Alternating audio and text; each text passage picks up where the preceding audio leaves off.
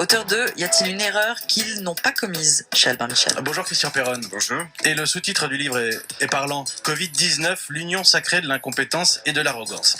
Alors professeur, je ne veux pas faire de cette interview un débat uniquement centré sur la chloroquine, mais vous défendez son utilisation dans ce livre et le protocole du professeur Raoult. Alors d'un mot ce matin, parce que c'est l'actualité, la décision de l'agence américaine du médicament qui retire hier soir l'autorisation d'utiliser en urgence la molécule contre le Covid. Il n'est plus raisonnable de croire que l'administration par voie orale d'hydroxychloroquine et de chloroquine soit efficace. Je m'attendais à ce qu'il fasse ce communiqué avant, à vrai dire, parce qu'Anthony Fauci, qui est derrière cette décision de la FDA, est un anti-chloroquine farouche depuis le début.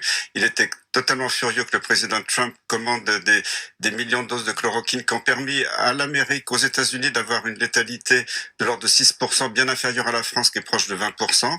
La létalité américaine est inférieure. Fauci, lui, il faisait la promotion du Remdesivir, qui est un médicament qui ne marche pas du tout, mais qui coûte beaucoup plus cher.